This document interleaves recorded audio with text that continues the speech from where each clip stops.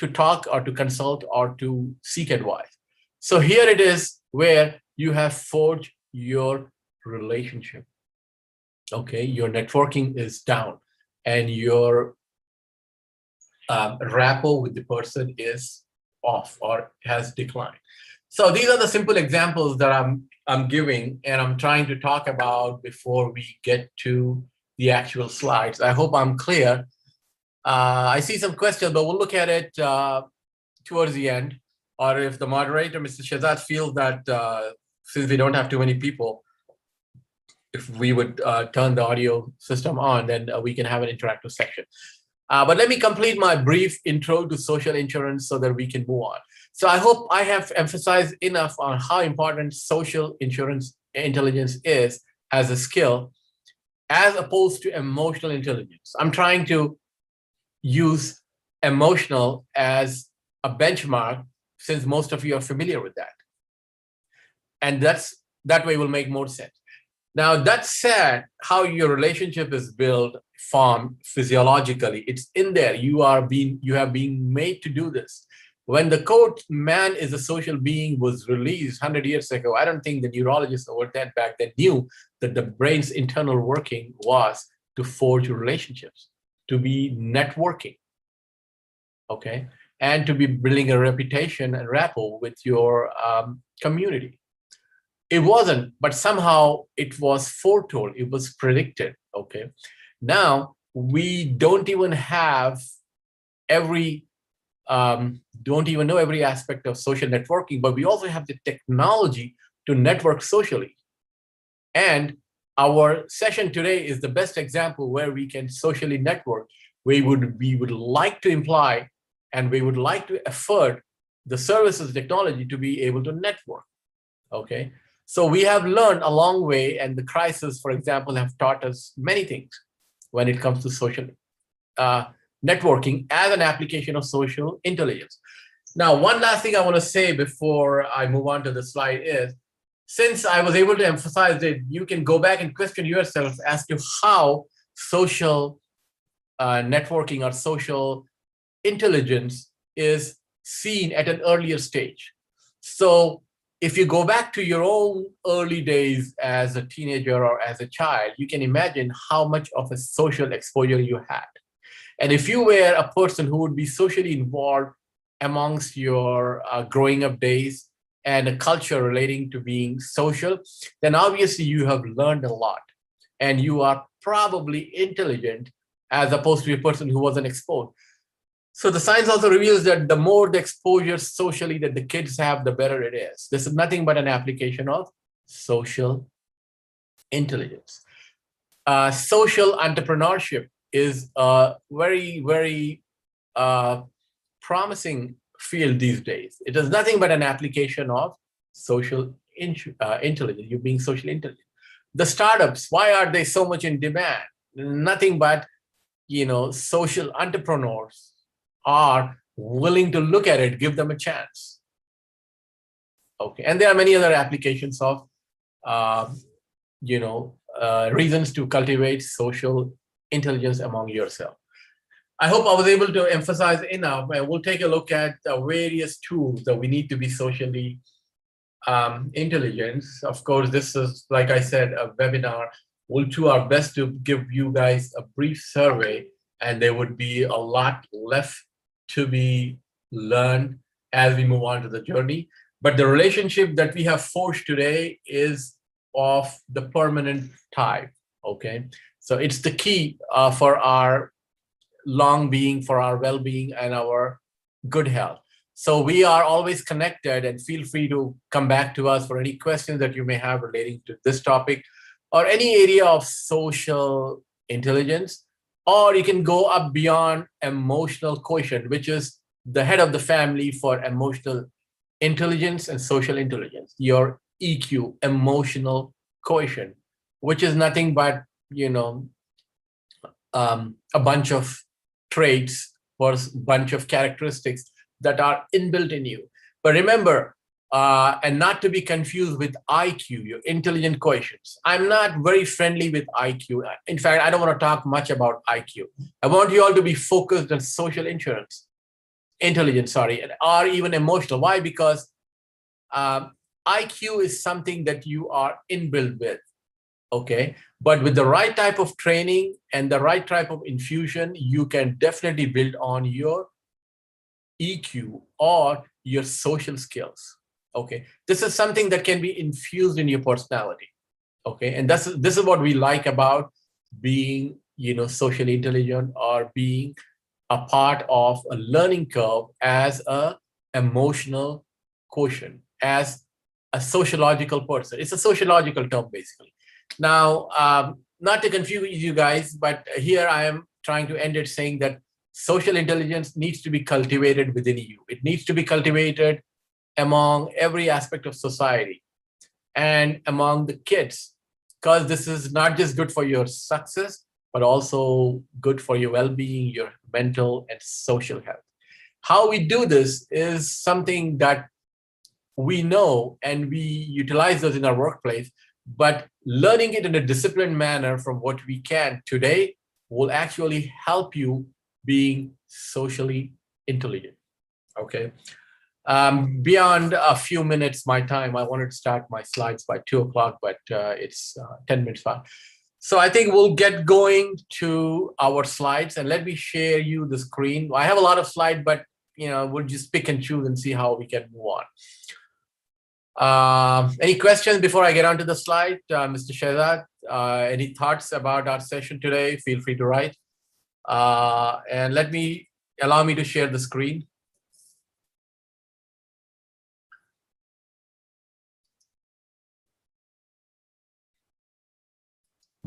You can share your screen. I don't think there's any.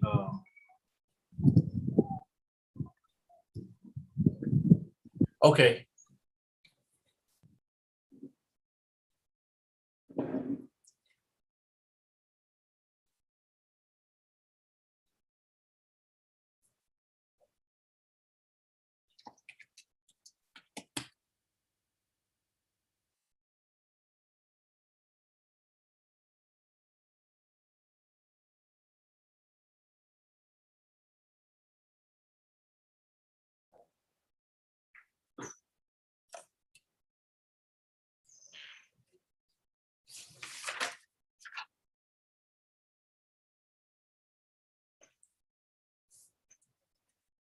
All right, that's the first slide.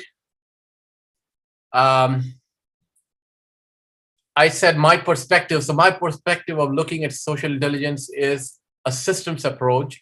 This is probably a newer talking to you, but it's basically looking at in a very, very macro way, a big way, or a holistic approach.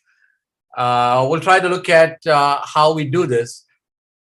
And this is a part of our webinar series on soft skills, where we have 100+ soft skills topics that we try to delegate in the form of personality development, communication skills, time management, stress management, and all of these form, under the sociological term EQ, emotional intelligent quotient. Like I said, this is not to be confused with EI, emotional intelligence, or IQ, your intelligent quotient. But this is just the personality traits, your skills, graces, your optimism that characterizes relationship with other people. These are inbuilt in you, and they can also be successfully developed or infused in a personality through the right kind of training, and that's what we intend to do today. And our topic for the day is social intelligence. Take a look at this slide. It seems that emotionally intelligent people, or anything related to emotions and intelligence, are less depressed, healthier, more enjoyable. And it's a form of social intelligence that involves the ability to monitor one's own and others' feeling. Take a look at this, and let me ask you this question. You have seen a shift, a paradigm shift among the organizational systems, the institutions that we are familiar today. When it comes to management techniques, when it comes to organizational culture interpersonal relationship, what have you noticed at the workplace? Are you being more valued as an employee, as a worker, as a manager, or as a project leader? Yes.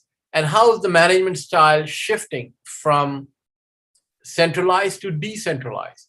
And how is the individual looked at more autonomous, given more freedom to make a decision, given more freedom to be creative, right?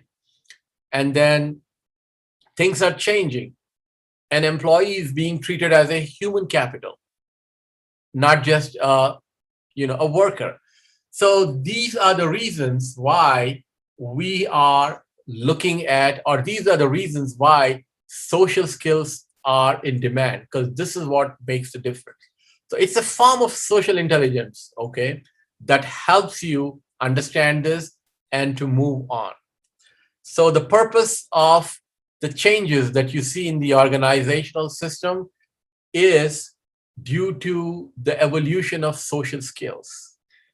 So you can see how a person or an individual or a man needs to be a social being, okay, not for his success, not for his health, but because of his inner working. We talked about how the networking is formed, okay, and how when you meet one person and shake hand with him, how a neuron within your brain is connecting with the next one and passing on a signal.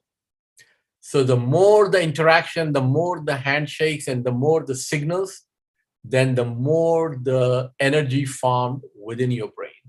And the thicker is the size, the cortex. And that's where the intelligentsia comes. So can this be done? Yes, of course. How? By cultivating social intelligence, being a social being. And how does it help? It helps you in understanding, your surrounding, in having very fruitful relationships and having long-term, effects, and having a rapport at your workplace and within your personal life.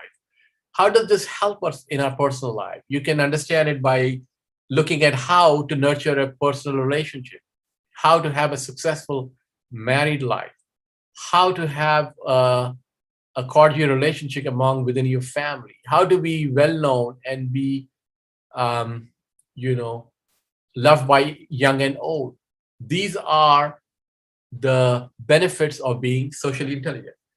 So, what exactly is SI? Is this a competency? Is this a skill, behavior, mental ability, innate potential, a hidden trait? Okay. Well, I said it's a trait, it's also a competency. It's a mixture of your behavior and your skill. And these all would have to be looked at the way it is. Now, can you just spot a person who's emotionally intelligent? No, you cannot. Can you know how socially intelligent your boss is? No. Why? Because it's a bunch of characteristics that you have to understand, that you have to be able to portray, and that you would have to give yourself some time to understand why such a behavior is seen in him and why such a behavior is seen in you. Of course, your own behavior is foretold by somebody else unless you stand in front of a mirror to see how am I behaving. So I'm just going to talk a bit about what a competency is, because you all need to know what a competency is. Why do you need to know? Because you need to build on your competency. And you also need to check on the competencies among your coworkers. How can you tell for sure that this person is not competent? You may have formed an impression. This is all part of our topic for today, not to jump to conclusions. Why? Because a lot of things are hidden. A lot of things are to be seen, are to be taken out. Why? Because they all are hidden. And that's what the definition of a competency is. I'm sure you all would like your workforce to be competent, your team to be competent, your own self to be competent. How would you do that? Take a look at this definition if you guys can read.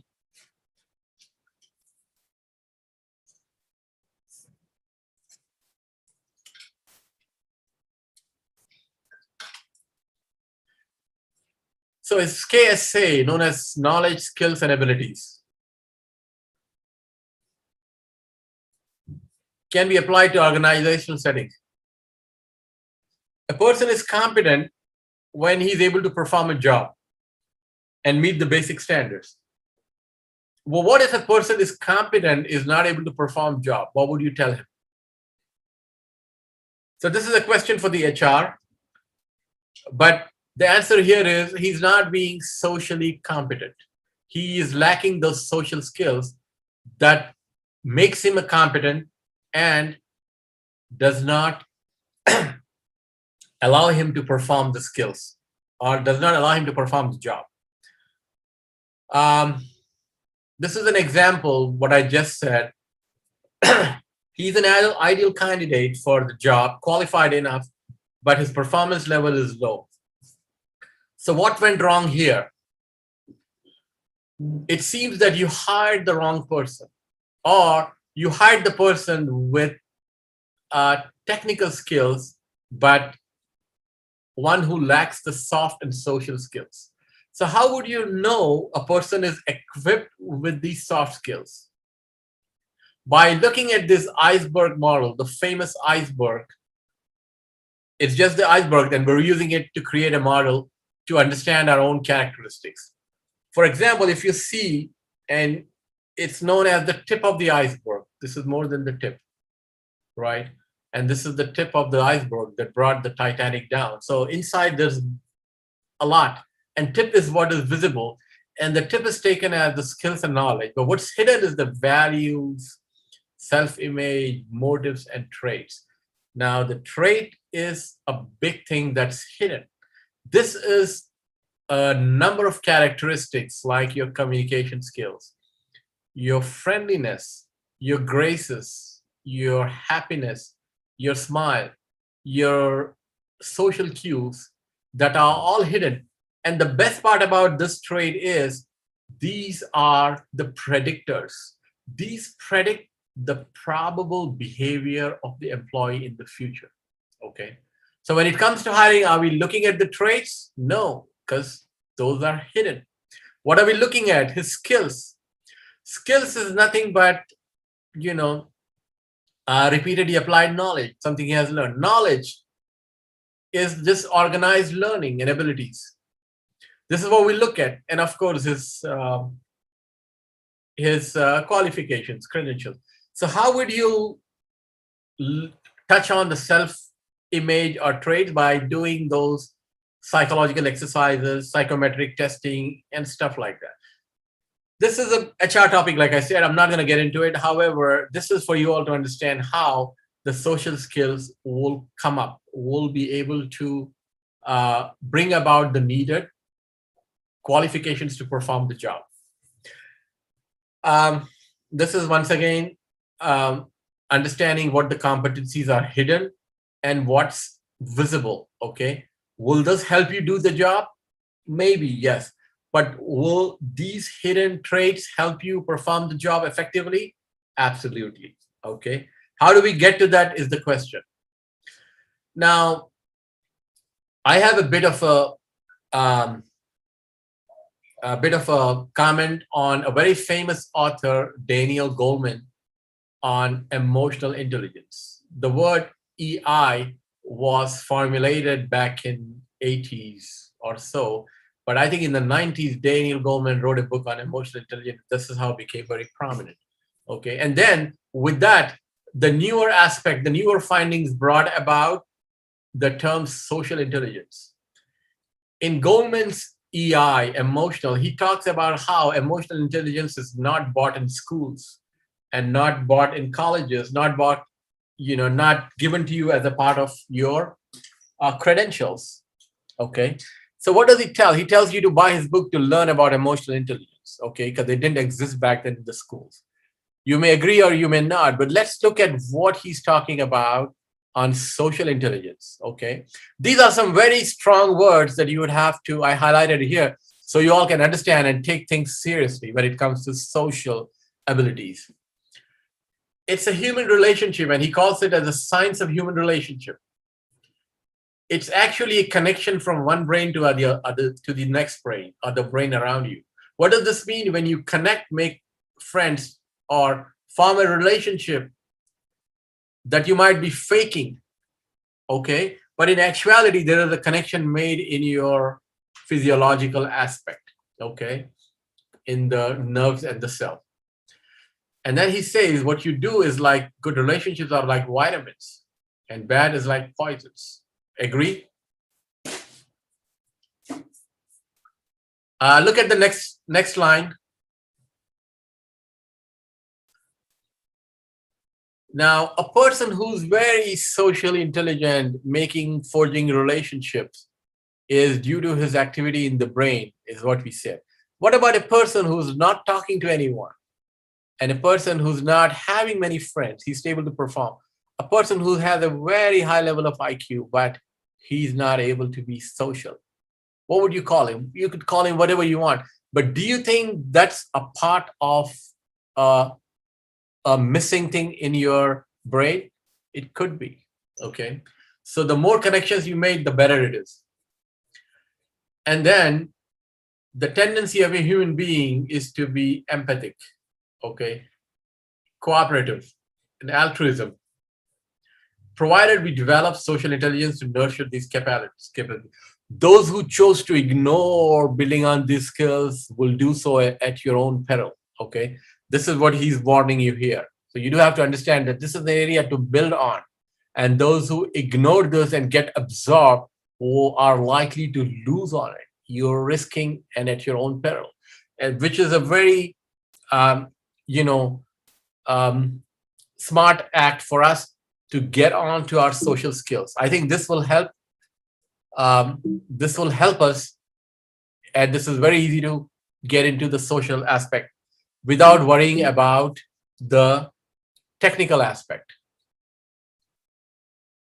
All right, so we have quite a few modules, but I don't know how much we can get to it. But let's get started. These are the objectives, supposedly, but I'm sure with the books that you are intent to reading, you'll be able to cover everything, okay? And my way of looking at it is to pick on one topic and build on it until you finish it, or until you have a grip on it, okay? And our phrase, as you all know, is read and the force is with you. So this is the force, that you can reckon. So objectives are here. Take a look at it.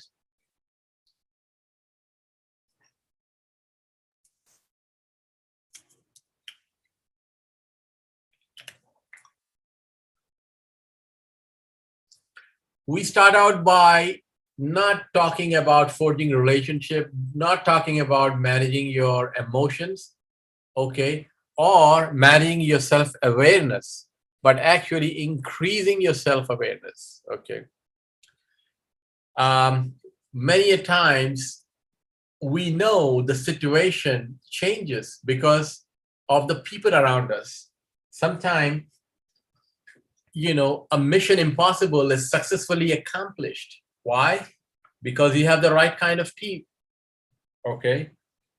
You know who Nathan Hunt is, and you know how he accomplishes successfully missions that are impossible due to his team, due to the situation around him, okay?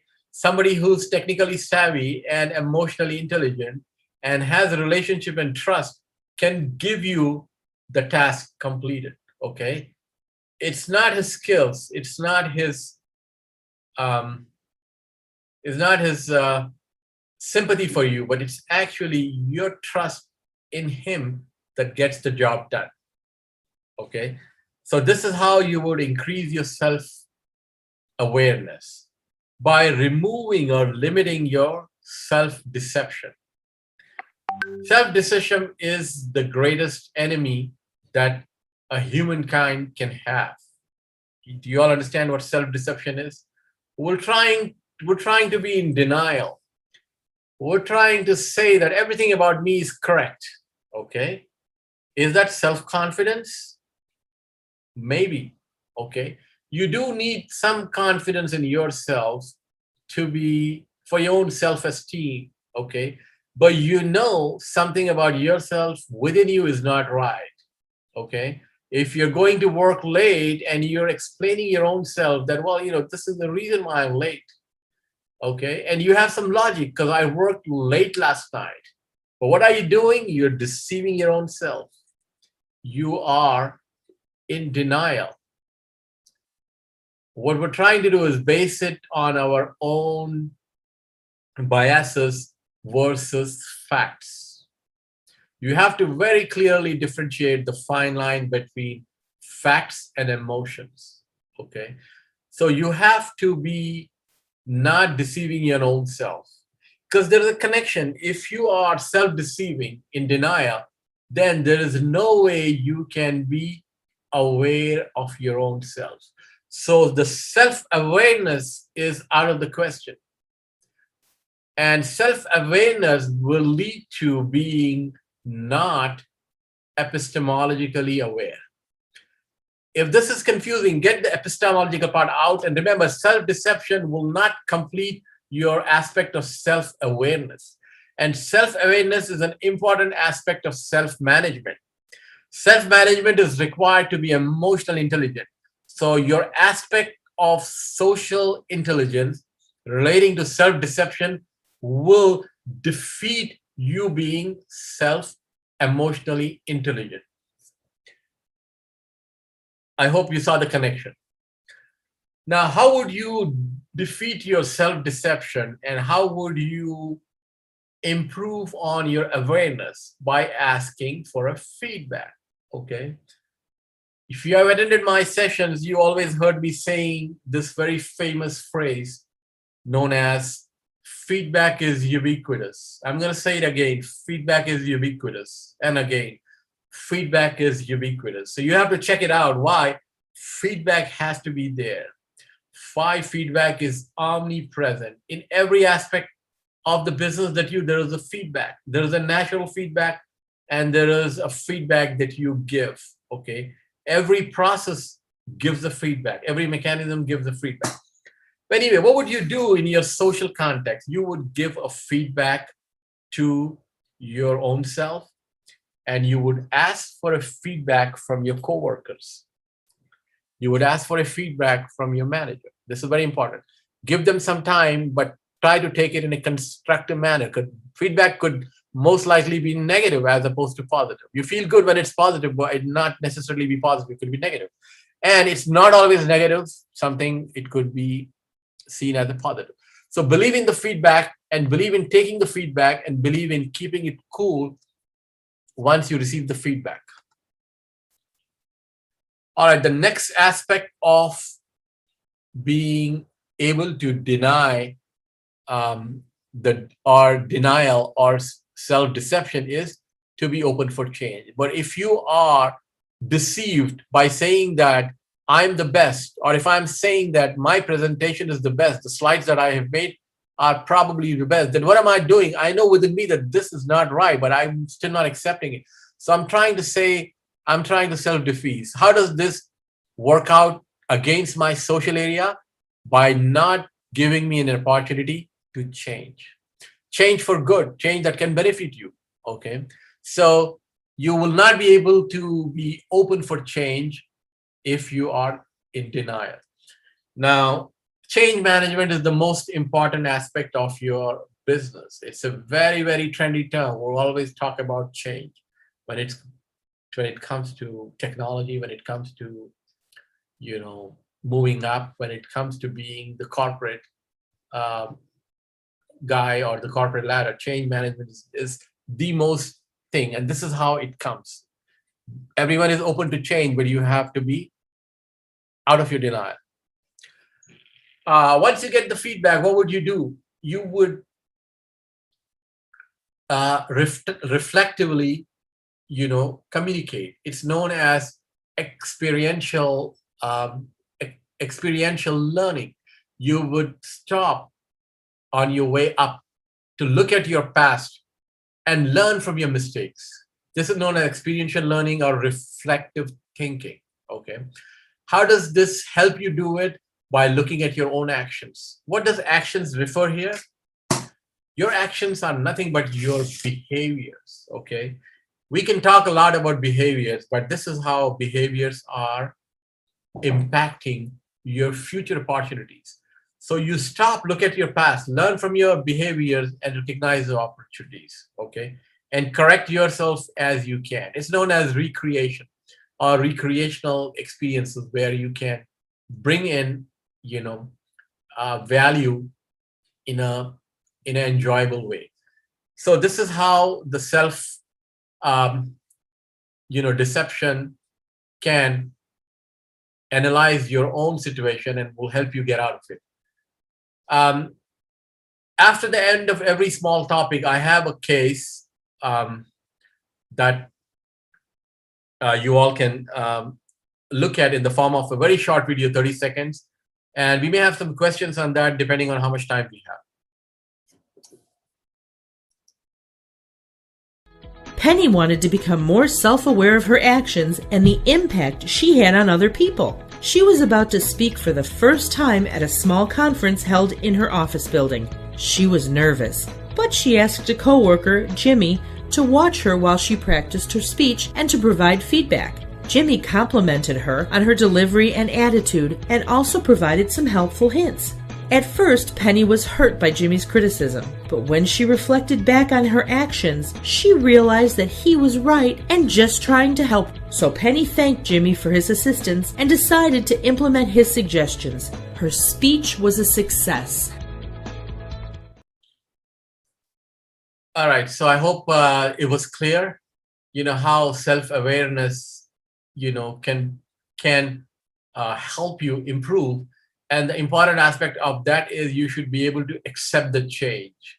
If you are thinking that, no, my presentation is the best, then there is no room for change. And you will continue in being denial. Okay, these are the question and answers, MCQ, that I would normally give it to you. But, like I said, this is just a short session. Take a look at this question number 9, and the answer is highlighted in the red.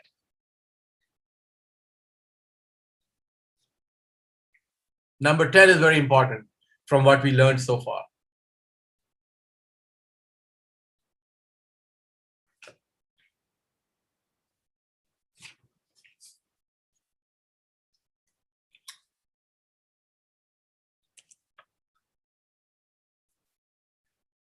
So this is about how a person helped the other person who was the speaker become self-aware.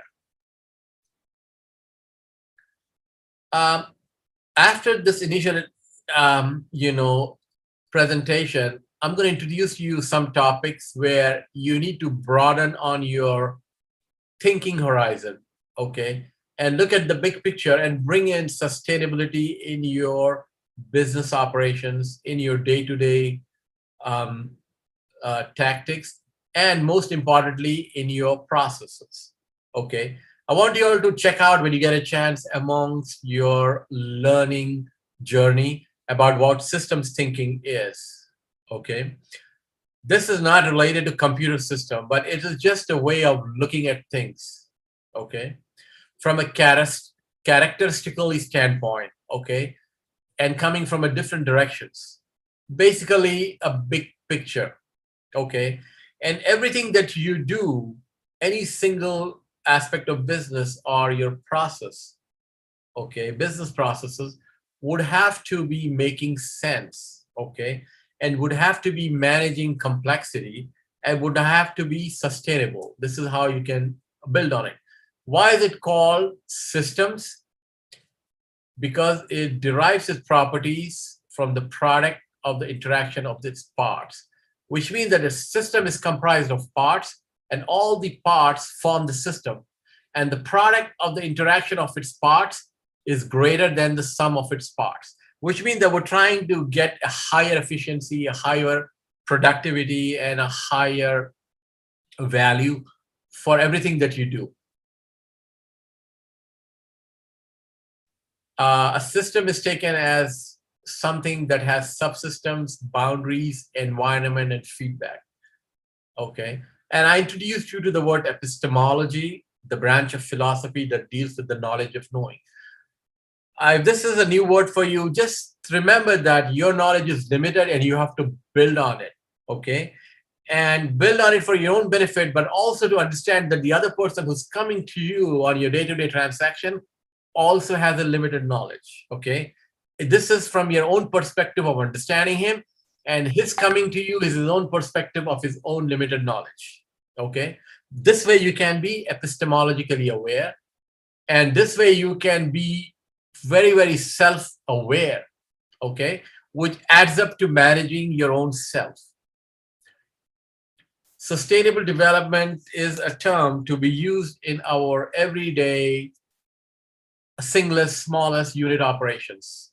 It's not a word that only an organization and institutions like the United Nations should use, or a governmental agency, but this is something for you all to bring in your everyday aspect.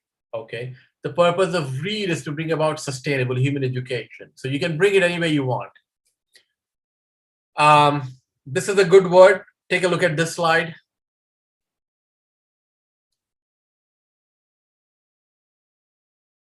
Everybody has a stake in sustainable development. Check out Feedback is Ubiquitous on YouTube, and how we can use the soft approach, utilizing your soft skills, anywhere from time, skills, stress management, to being emotionally intelligent, to be socially intelligent. Okay, so we move on to the topic of empathy. Okay, now everyone knows what empathy is. Now, who is an empath? A very highly sensitive person. Do we like empaths or empathetic persons, sensitive persons? Yes. There's a great demand for these people. Why? Because everyone feels better in the company of an empath. How is that? Are they very friendly? Yes. Are they sensitive to your needs? Yes. Do they look themselves by putting in your shoes? Yes. Okay. So, empath is a person who's very, very sympathetic to the world around him. He's more concerned about the earth, the mother nature, and how to keep it green. Sustainable development is always in his mind. Okay, and you will never see an empath leaving very rude or unkind comments on the internet or trolling an online forum. Okay, so we need them, and sometimes they are highly sensitive, and they will think that how can anyone go by their day but without looking at the sufferings of other people. Okay, now this is a skill that's needed for you to be socially intelligent. This is actually a proficiency, okay, that is a part of social intelligence. Okay, man is built with empathy in addition to his other social proficiencies, and this is something you have to build on, and sometimes you have to be careful, because sometimes an empath would have to harness his skills, would have to keep himself a bit away from being highly sensitive. Otherwise, he would be consumed, he would burn out, because the sufferings are unlimited. There is only so much you can do. Okay. Remember, in social, the drawback of social intelligence is it comes with a cost. When you're being social in your community, when you're being social at the workplace, when you're trying to listen to everyone's problem, when you're trying to be very, sympathetic and very friendly to everyone around you, it's charging you, some energy. There is a cost that comes with it. Okay, because you're spending your own time, extra time. Obviously, time is limited. So this is the flip side of being social intelligent. However, remember, you're being interpersonal, okay, interactive, and this is good for your health. This is good for your business. So as we move on, building on our skills, what is the next thing to look at? Listening and paying attention. I talked about listening a bit, okay, and paying attention. Now, everyone thinks that listening is a skill that need not be mastered, but it's seldom mastered. So to listening is to say that I am listening with an intent. It's known as active listening. And then by listening, you also have to be responsive. Okay. So when it comes to listening, which is a very simple task, let your brain relax and not multitask. Listen to what he says, and then think of what you need to talk back. And to perform your act of attentive or active listening, be sure to ask some probing questions, okay? So you can get the aspect of listening done, and also have the speaker be satisfied with your relationship or the purpose of his speech. So remove any distractions. Don't check your email. Okay, you would have to be very, very, silly of you to check your messages while somebody is talking to you. Okay, and this is possible when you keep your eye contact. Okay, nod your head periodically, ask questions, and do not be shy to ask him to repeat to what he said. Don't think that you would look bad asking him to repeat what he has already said. Okay, so these are the listening, building on the listening skills as well as paying attention. And when it comes to communicating and completing a task and having done the listening part, don't judge. We know it's not our place to judge, okay? And don't jump to the conclusion. But, this is done subconsciously, although we know that it's not for us to judge, but we always do it, okay, in our mind. And this is what creates barriers. To have an open mind and not to be judgmental is very, very difficult, okay? So what would you do to get this bias out of your mind? Give yourself some time, okay? Give him a second chance, give him the benefit of doubt, but don't form an opinion, because that creates barriers, even though you may be saying it in your mind. And then this is how you would continue, by taking an empathic position, by shifting your view. If the barrier is already formed in your mind, if you're already being a bit of judgmental, then you just have to show empathy, okay? You have to think of the person who stood before you and gave a speech for 30 minutes in front of 100 people. Was that a difficult task? Maybe not.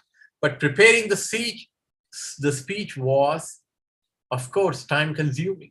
And getting the slides together and presenting it was, of course, very stressful.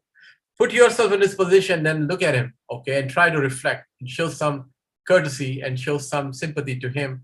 And this is the way you would always try to be understanding and not judgmental. The slides, have little information, but there's a lot to talk about. Okay, now, as you move on to being not judgmental and not creating barriers, and also to give him the benefit of doubt by showing him empathy, does not mean that you have to come up with a fake smile or fake emotions. Why? Sometimes the saying goes, faking till you make it.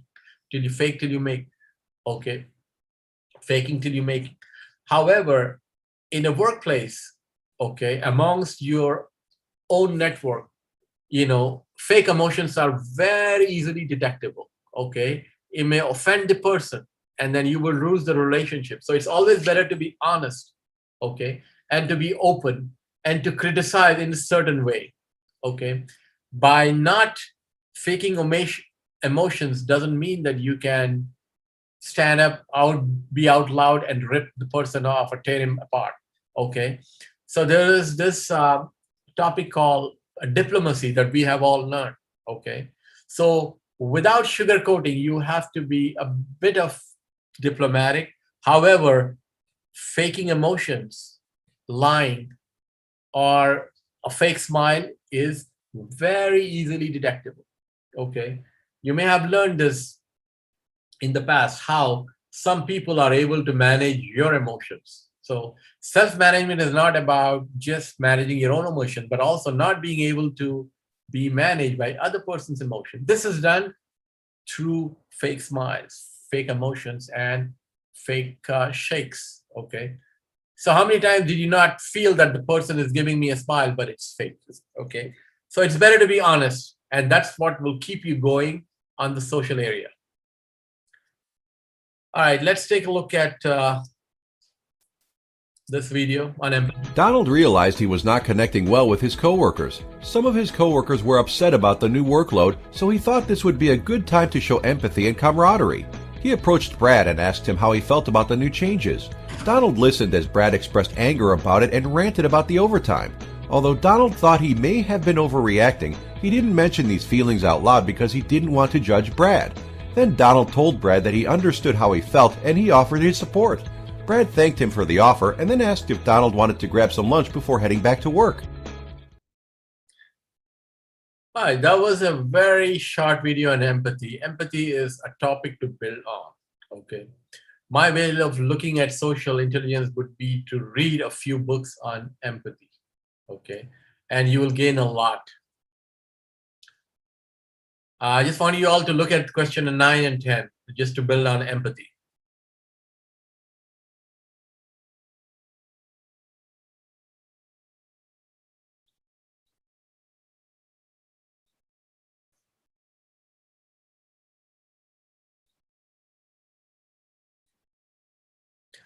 All right, so what would you do to show empathy to your colleagues, to your team? You know, of course, you would listen to them and say you understand their feeling, but also try to do a gesture, like offer him, you know, space in your personal time. At most workplaces in the West, at the start of the weekend, every Friday, the whole team who works for the whole week together will go out into a social area and socialize. We'll go out to a place to spend some time, you know, so as a social hour. Now, it may seem, you know, not very productive in other cultures, in other geographical areas, where you think that, well, you know, we work with him from Monday to Friday, and then once again, we're spending time Friday night or Friday evening, okay? But that's not the end of it. Then they also get together with families on the weekend, Saturday or Sunday, and spend the whole day together, okay? So what is this? This is a part of utilizing your empathic skills as in your social setting. All right, active listening. I think we talked about it. Please read it out.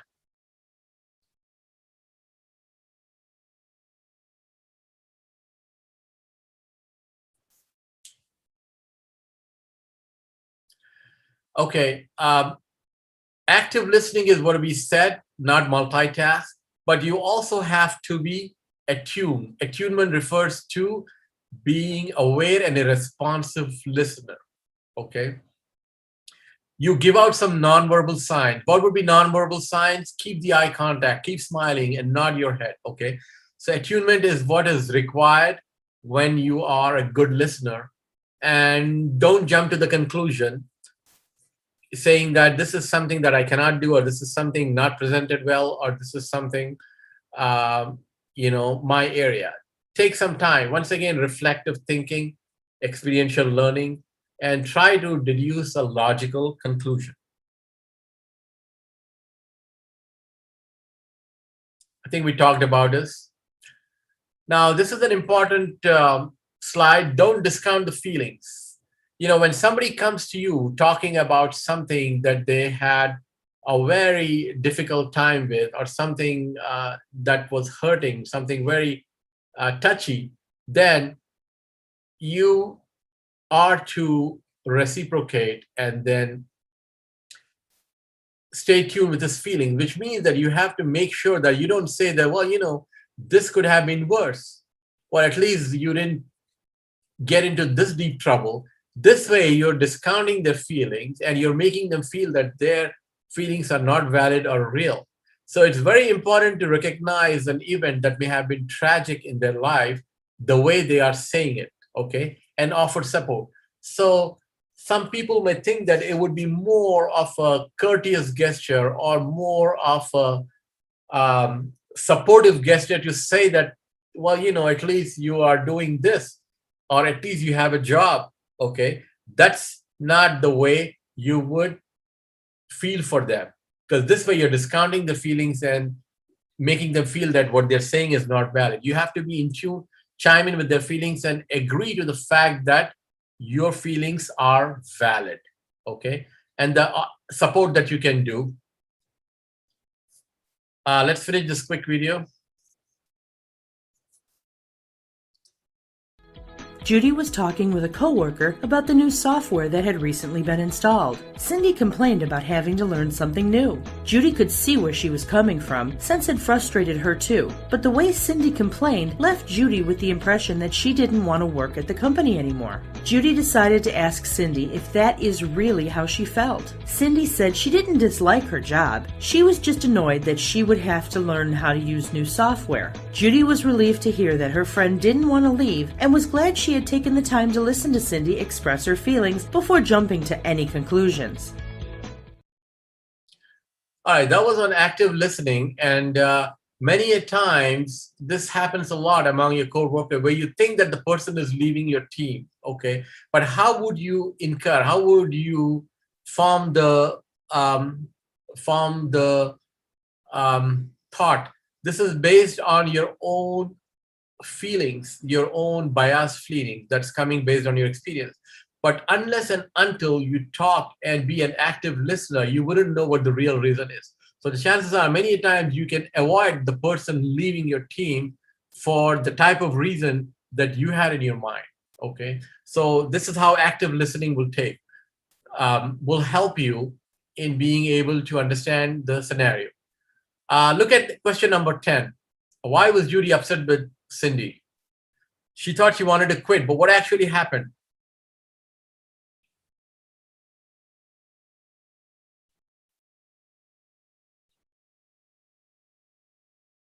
So whatever she had formed in her mind about she leaving was wrong. We move on to looking at our behavior and the behavior of others. Look at this slide. Now, usually a social setting is being carried out on different emotions. Now, it's not easy to be able to adapt to a new scenario or to a social setting because every person is different and he can interpret behaviors differently. Now, what do you do to understand what is going on? You would have to take a little bit of time to get an insight on the behavior. If you happen to be in a very crowded social setting, what would you look at? How the people are reacting, how they are behaving. So the behavior-based systems come into the play because they tell a tale. We're able to better understand what is going on, by understanding the behaviors. And by understanding the behavior of people, you are able to understand your own behavior, okay?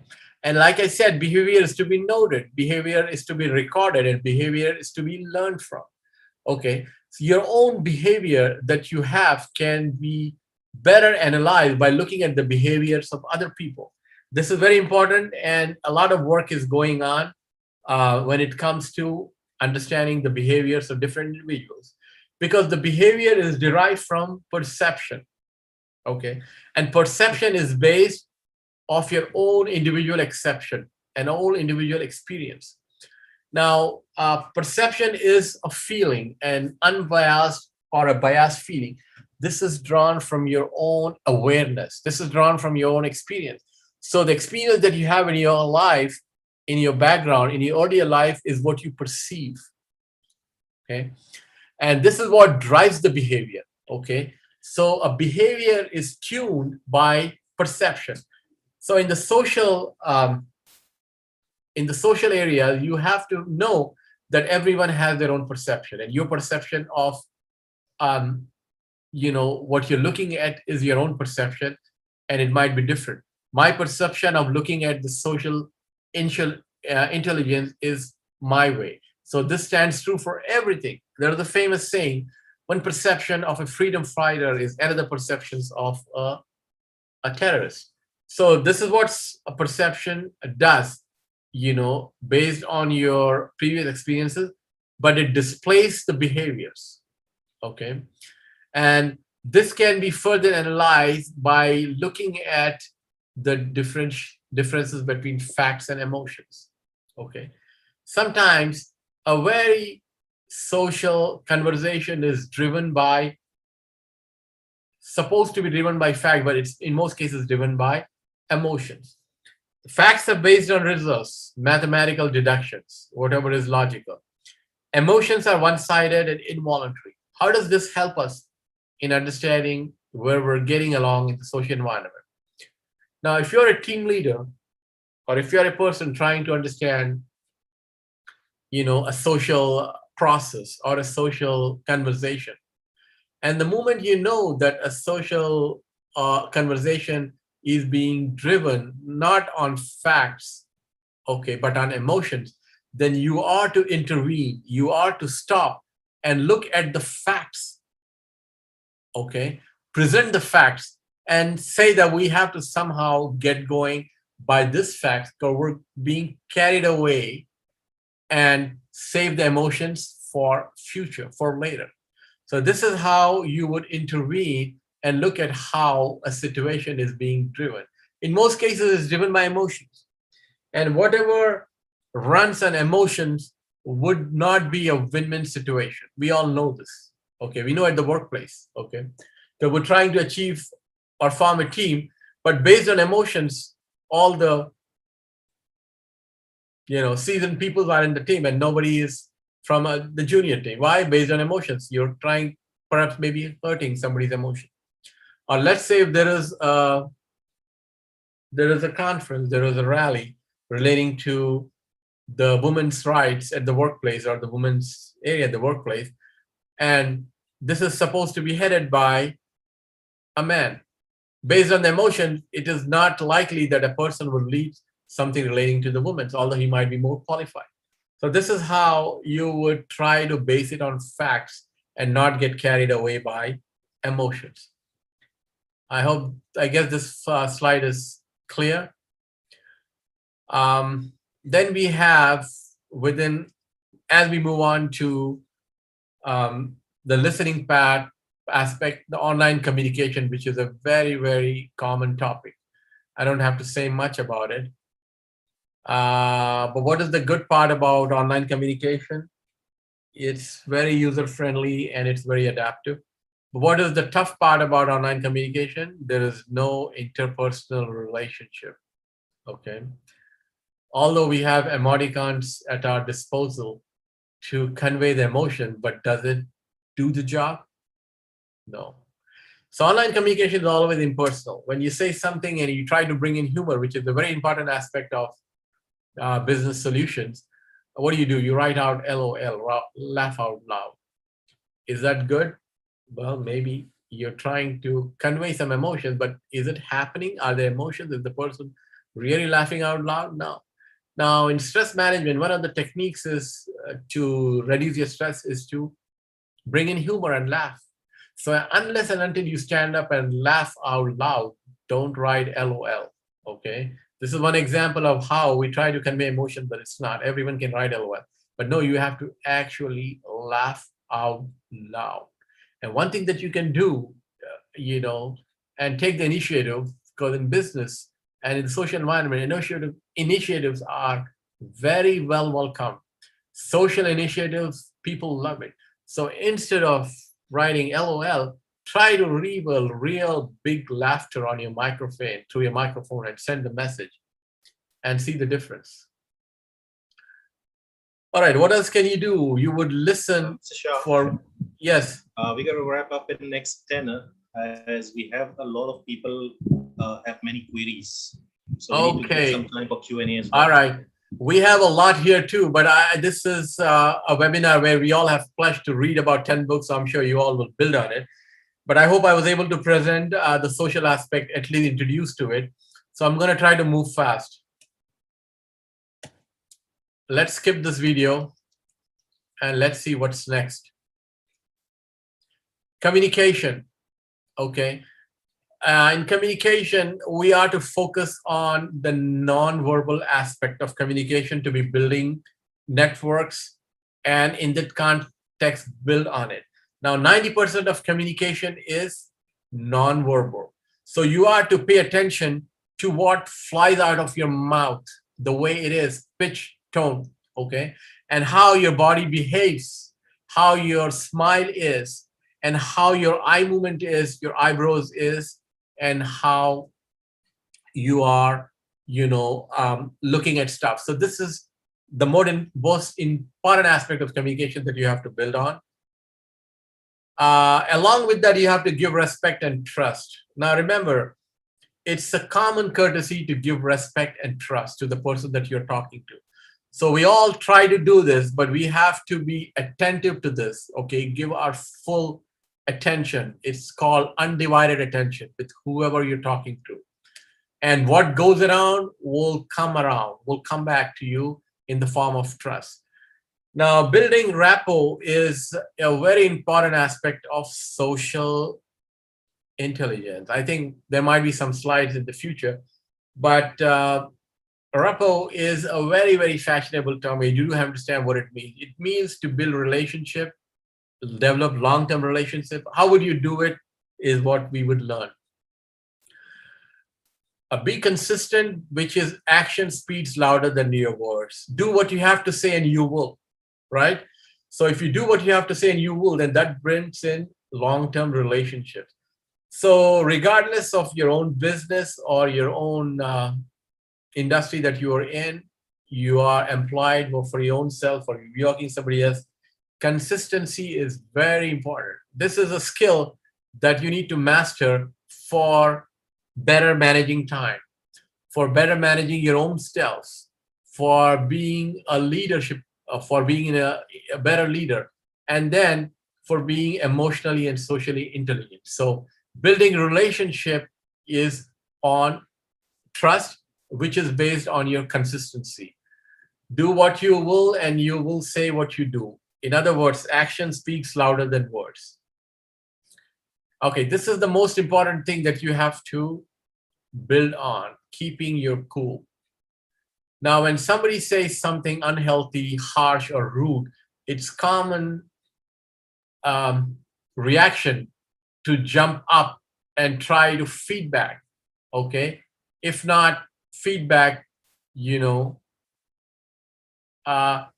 able to show your anger. If not, you're trying to tear him apart.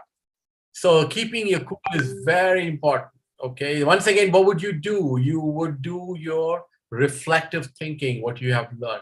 You would utilize your experiential learning, where you would stop, look at it, and think, okay? What could you do? The best way is to appear and disappear, to keep you cool. This actually helps because words, once they fly out of your mouth, they may portray a different behavior and image of yourself. So keeping you cool is the most important aspect of keeping yourself cool, is the most aspect of being socially intelligent. And you can learn it through different ways that are listed here, or your own ways. The best strategy is to appear or disappear. Like I said, observing your body language is 90% of your communication. It speaks volume. Your eye movement, your eye contact, okay, your smiles, your gestures, your turning away, and your body movements. It could be like an open and a closed signal. If your body is emitting the right gestures or cues, you are like a green signal where people will come and meet with you. And the opposite would be a red signal where people will think that you're not interested in meeting with you.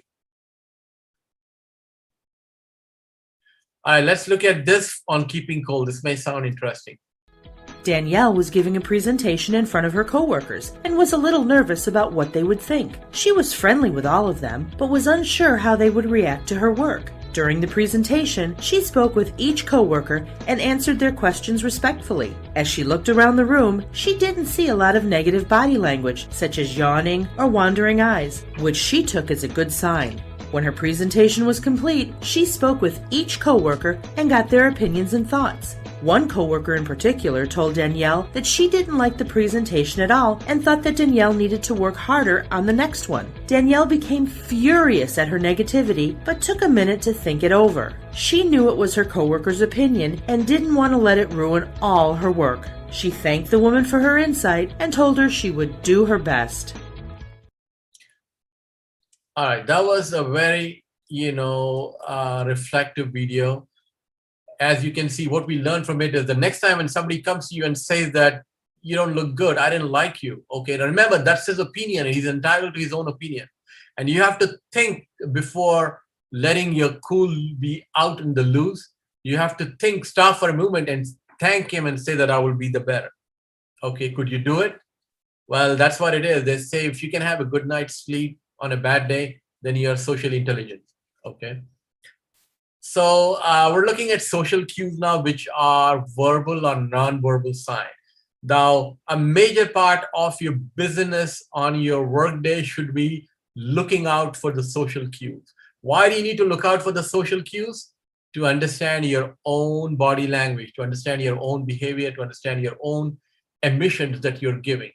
Okay, it could just be the type of shoe that you're wearing. Okay, that could be giving an impression. So if somebody's wearing a certain type of attire, then it's giving an impression. Then look at how you would compare that with yourself. I'm being a bit, quick on all of these things because we're out of time. Because you do have to understand social situations is not a one size fit all. Everyone is different and everyone is entitled to be different, which means that everyone would be coming up with their own behaviors and you are not to be judgmental. Okay. This comes by experience or being socially intelligent. If you have a lot of experience dealing with people and you're in the people side or the human management side, then you do understand what type of people come to you. They are all kinds and they are never one size fits all. Okay. So if somebody could be walking into a meeting very loud and very weird, raising his hands and trying to disturb everyone, remember, this has something to do with his internal working. So don't judge him saying that he's doing it intentionally. Okay. That's the way he is and you have to accept him the way he is. This is about how you look at social situation. Now the eyes have it all. I'm sure you understand how important the eyes are. There's a famous book called The Eyes of the Laura Mars, where the eyes see whatever bad is happening in the area, and that was the best vigilance.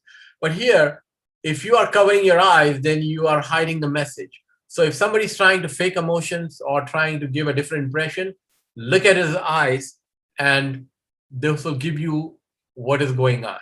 Okay, if the eyes are rolling, then the person is not interested in your speech. You may have to adapt to the situation or change the topic. Okay, if a person is giving you long brings, then he's tired of you.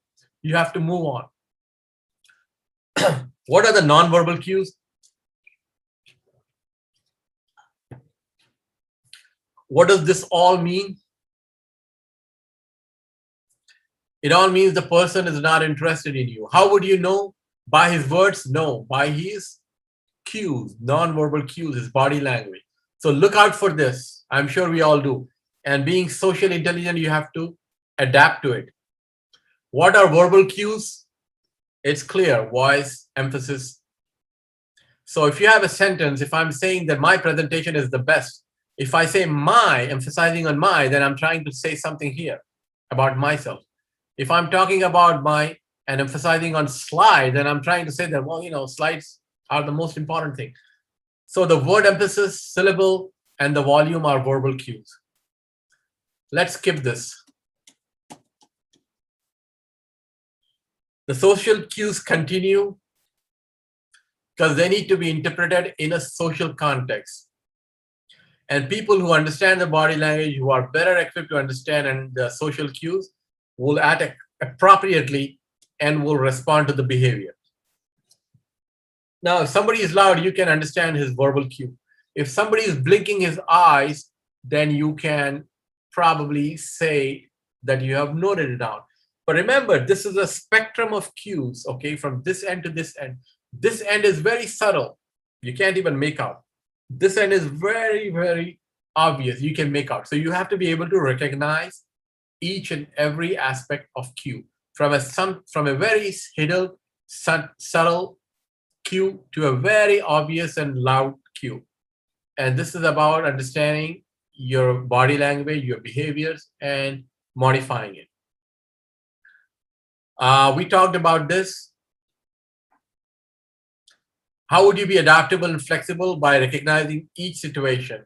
Okay, by understanding that people have their own perception, their own experiences, and their own background. And this is how you would adapt to a social environment, by changing it.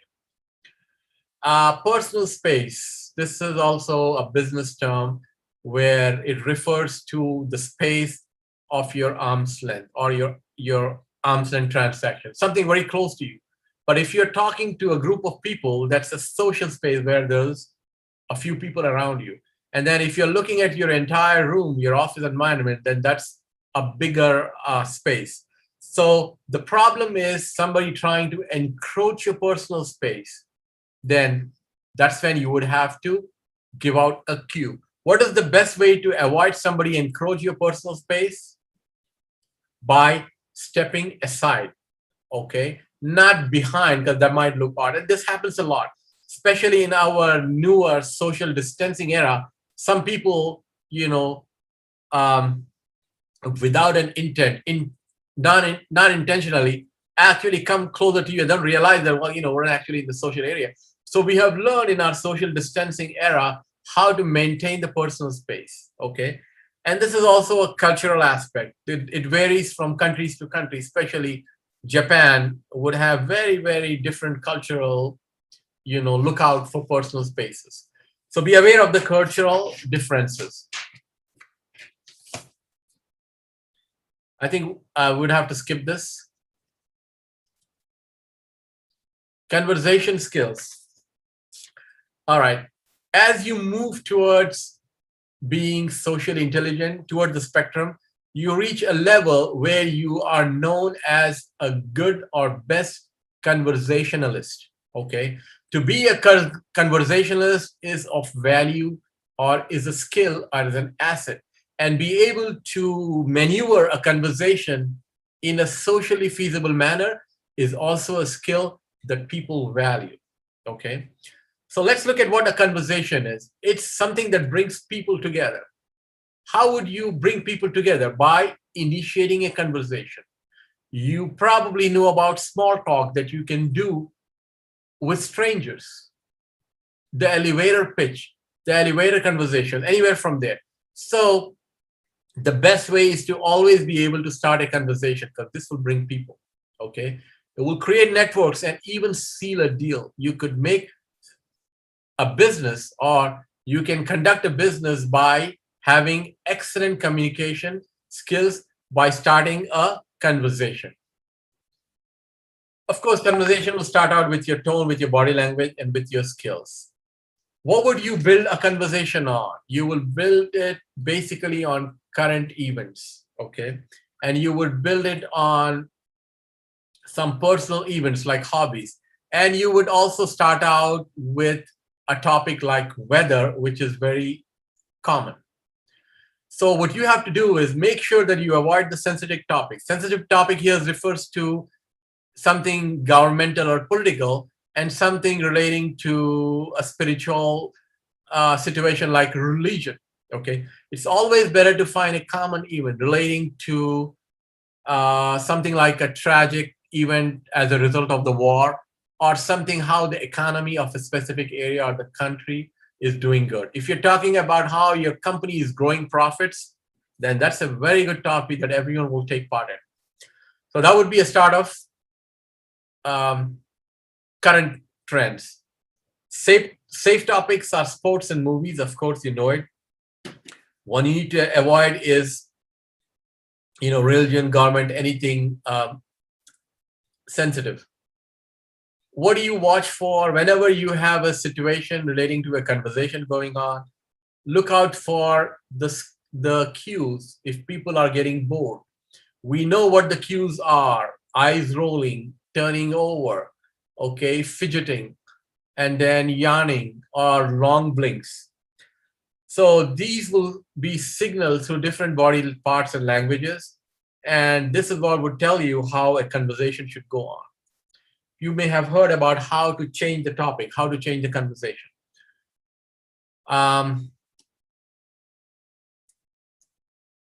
Let's see what else we have. Body language, we talked about this.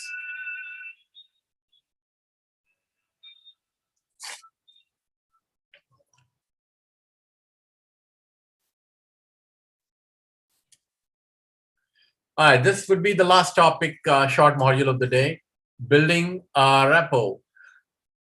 This is a term used in business. He who builds the rapport as the last topic would always succeed in his professional relationship, okay, on his long-term relationship. Professional relationships and network is the result of having a rapport among your coworkers, among your colleagues, among your, between your managers, and so forth.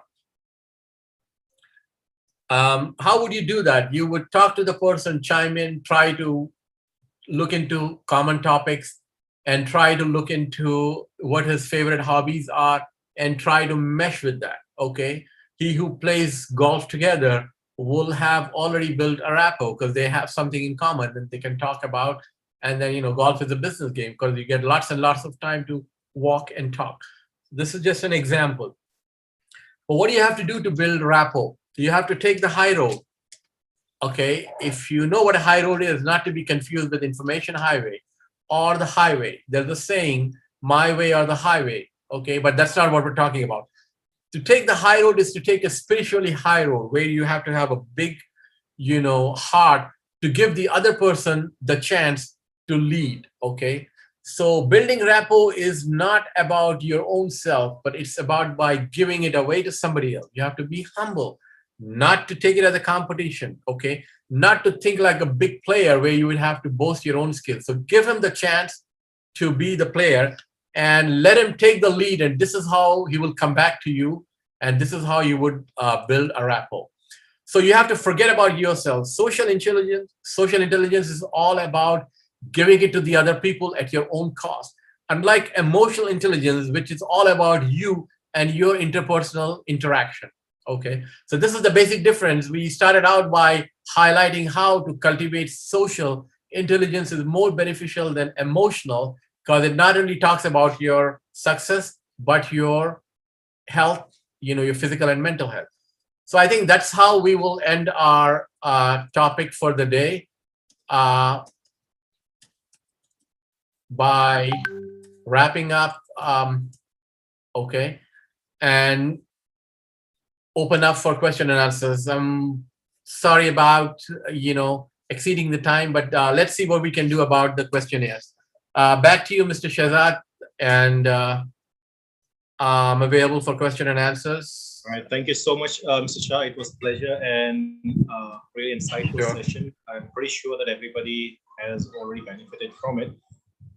We are now open for Q&A. I see a lot of people been posting their questions in chat box. So I have allowed everyone, you can unmute yourself and ask your questions. So I believe Shireen Pukawala, she has a lot of queries that she's been putting up in chat box. So Shireen, if you would like to go ahead, it would be really nice. Thank you. Yes. Hi, thank you for this great talk. And if you don't mind, could you read the questions out? Because I think I've posted quite a few questions. Where would that be? In the chat box. Okay. Is the first question, how does personality trials affect social skills? Yes, that is correct. Okay. Can self-awareness come from practicing in front of the mirror?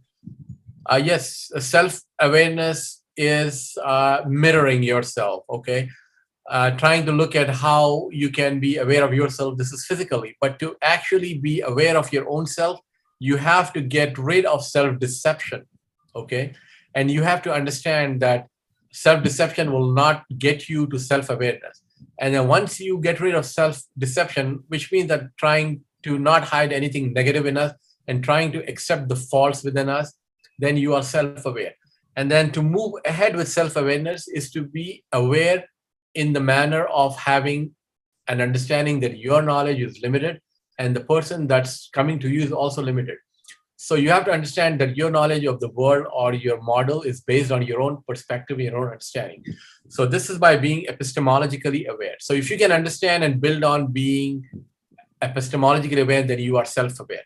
And self-aware is very important because it leads to self-management and self-regulation, which will take you all the way towards being socially intelligent and emotionally intelligent. I hope that answers. Next question, please. There was one question posted by Vipin. The question was, how can an introvert increase their social intelligence? How can an introvert increase their social intelligence? Okay. Well, introvert or extrovert has nothing to do with social intelligence. This is about looking at your environment and how to manage your environment. And you do have to understand that being an introvert is not a deficiency, because your mind is already making connections, and you do have to, come out and make it. But many times introverts are not being able to speak out or not being able to communicate via writing. So whatever the channel is for you to communicate with the other person or to reach out, you should be able to do it physically or online or personally, virtually, whichever way you can do it, you can do it. But being an introvert is not a hindrance, okay?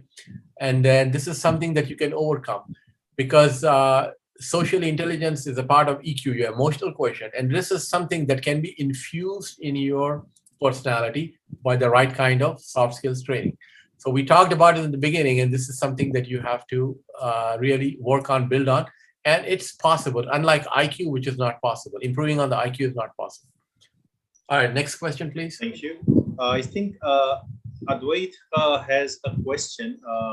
You can unmute yourself and you can please ask the question to Mr. Shah Siddiqui. I would request the participants also to on their camera if it is okay with them. It is always good to look at each other when we are having a willing conversation.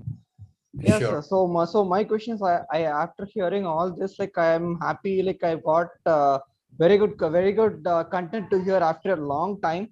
And my question is, you talked about like what are the how do we handle things better?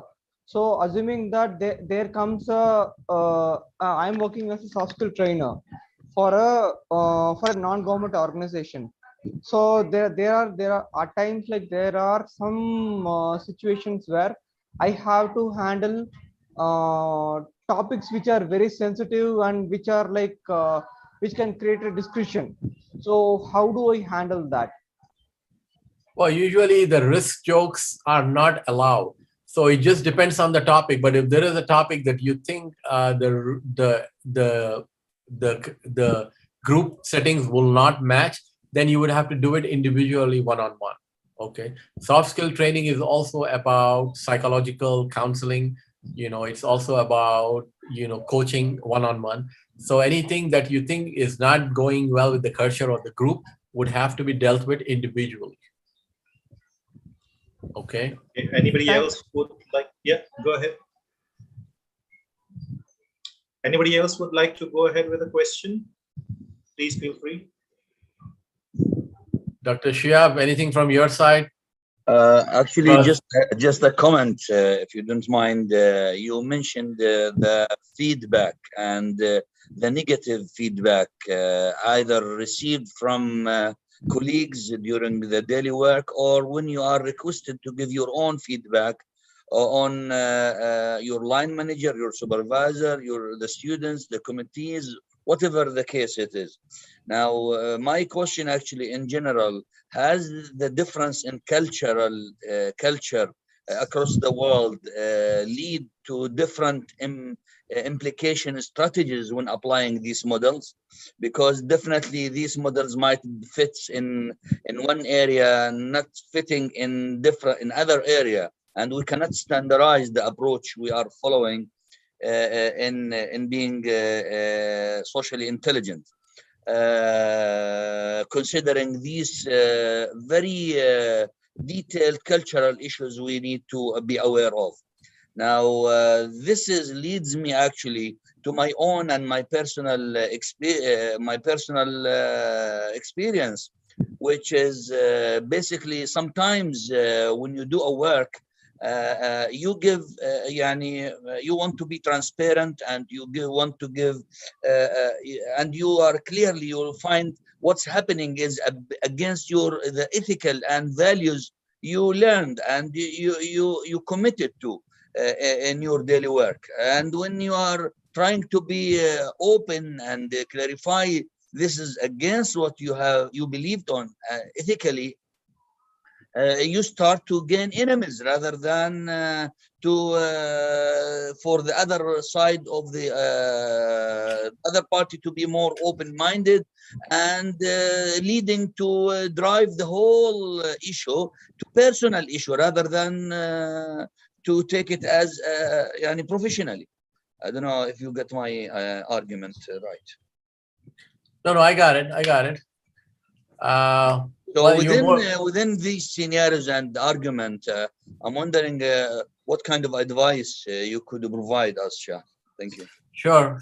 You're more experienced than me, Dr. Shihab, and I see where you're coming from. By the way, for those of you, Dr. Shihab has been my teacher, a very good teacher in an area where I'm very poor, accounting and finance. But anyway, we're just colleagues, and you were very quite value added to the organization we work to, and I wish you all the best, Shah. Sure, thank you, Dr. Shihab. You are the dean, and we miss you all the time. So, answering your question, if you remember, in the beginning, I may have said in a social situation, it's good not to be confused and double-minded. And one condition that stands good in social setting is to be in an ethically defensible position. Okay, then comes in a culturally feasible position.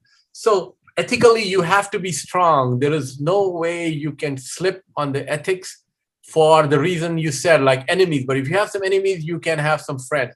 But remember, there will always be enemies, okay? And it's always better to be in an ethically defensible position, which means that you have to be 100% honest, 100% not faking emotions, 100% critical about the feedback, and 100% giving a feedback. So you cannot please everyone, but the best way you can protect yourself and the best way you can be socially intelligent as well as emotional intelligence is by being, on the right side, okay? Maintain the thin line between diplomacy and not sugarcoating. Maintain the thin line between, being honest, okay? While at the same time telling them the truth or being, a bit critical. So when it comes to feedback, you always have to give it. I said it 3 times. Feedback is ubiquitous, which means that even if you don't give the feedback, you will get it because it's a natural process among humans and among machines, both. So basically, to round it up, you have to be, giving the feedback. You have to be strong at the ethics. You have to be always honest because face emotions are detectable. Fake smiles are detectable. And that is the way to lead, as a business professional, or that is the way to be a leader. But of course, you have to be giving them the space that you need. You have to be highly sensitive to their needs, which you are. You have to be making sure that you are taking care of their personal and, business needs. And you are also giving them the needed advice. And you are also not destroying the relationship as a part of building rapport. So that's how I can sum it up. If you have anything that I missed, ask me again, Dr. Shihab. No, absolutely, you are completely right. And it's the language you use, and even sometimes sitting the meeting itself. Sometimes you criticize people in front of others. This is not a good idea. Maybe you could give a feedback on a personal meeting, on a social event, like you go out with them. This is what we need actually in terms of from the social intelligence point of view. So yeah, I think you are totally right. Well, you are a socially intelligent person. I remember coming to your house over the big feast we had. Dr. Shihab had a big lamb roasted for his colleagues, and nobody else did that in the university. So that was the greatest gesture that I have seen by a socially intelligent person, and you should continue that. Thank you. We wish we can do it again here in Abu Dhabi. Come and visit us. Well, when I come to Abu Dhabi or Dubai, I will call you. Please let us know, please. Sure. All right. Anybody else? Thanks anyway. Thanks for anybody else would like to for any question? We can take one before we end the session for the day. Yeah, I just wanted to know, Mr. Siddiqui, that social intelligence we talk about, but sometimes people try and get into this looking good kind of a syndrome, where they will not give you the right feedback, even though you may ask them for it, and therefore you're not able to grow because everyone's just trying to be nice rather than being authentic. So how do you deal with that? Well, see, I think there's in one of the slides, remember, where it says their feedback is of less value to you. You have to remember this, okay? Take the feedback, but don't take it seriously, okay? And secondly, we talked about taking the high road, okay? A person who doesn't take the high road is on the lowest track, which means that if you're not, high enough to understand and give people's preference to your preference, that you cannot be a socially intelligent person, okay? So a person who is doing this will be ignored, will not be there for long, okay? But you always have to take the high road, which means that you have to keep people before you, okay? You have to keep for their preferences, give them the priority, and what goes around comes around, which means that it will come back to you and you will be forging a long-term relationship. So in social intelligence, by giving, you gain, okay? This is what Daniel Goleman says. But in other areas like emotional intelligence, the concept is different. Okay, you have to be strong with your own self. But in social, it's all about giving, it's all about buying, it's all about giving them a feast, it's all about taking them to lunch, it's all about spending your personal time. Because I said in the beginning, social intelligence will cost energy to you, but interpersonal relations will keep you going, will give you the success. Okay, so this is something you have to build on. And I think you're on the right track, Ms. Shireen Kokawala. Just be on the right track and ignore the ones because their feedback is of no value to you. Okay? Thank you. Sure. Thank you so much, everyone. I hope that there are no any other questions if somebody has it.